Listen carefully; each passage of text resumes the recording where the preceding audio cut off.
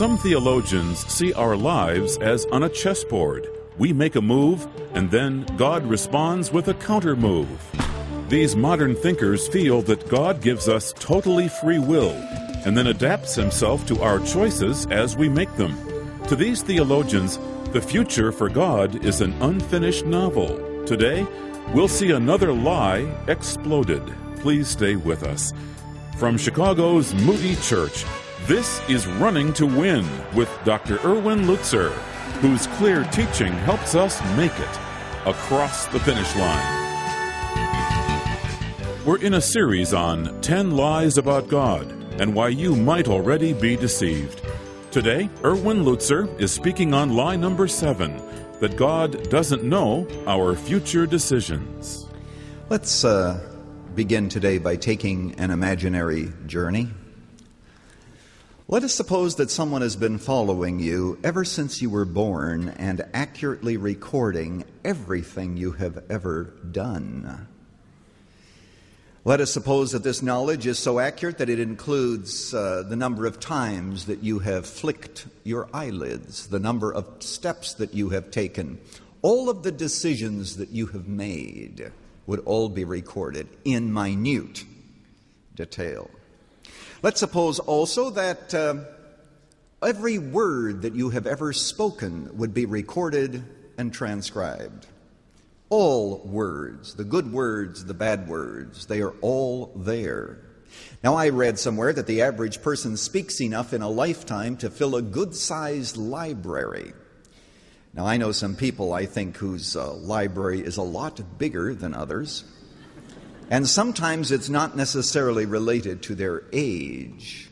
But nevertheless, imagine hundreds of volumes with everything that you have ever said, every word breathed, whispered, or shouted.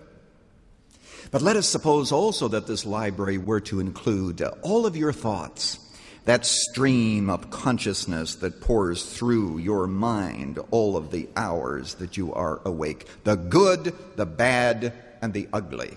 Now imagine the number of volumes about you. Because that library would be bigger than the other two put together, because most people think before they talk or even act. Imagine it. Now, let's suppose that it not only included that knowledge, but knowledge that was potential about you, that would be true of you if you'd been brought up in a different home, a different country, different circumstances, you'd have reacted differently. Let's suppose that all that knowledge was also a part of this library. Now we're not just talking about thousands of volumes. Now we're talking about millions of volumes, all about you and what you would have done in every conceivable situation on planet Earth.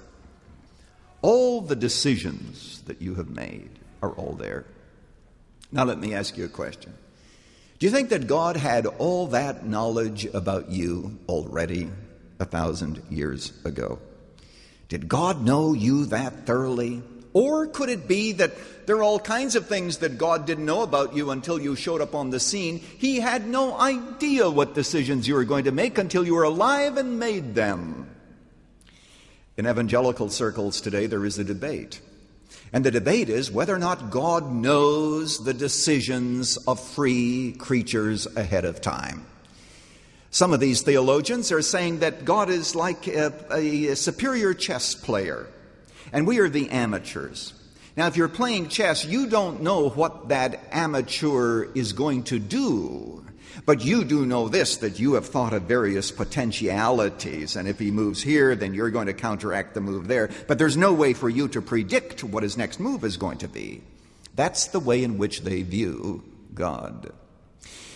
Now, as you know, this is a series of messages titled 10 Lies About God and How You Already Might Be Deceived. We've covered such lies that are as diverse, and I will not mention them all, such as the lie that God is more tolerant than he used to be, the lie that God has never suffered. Last time we covered the lie that God takes no responsibility for natural disasters.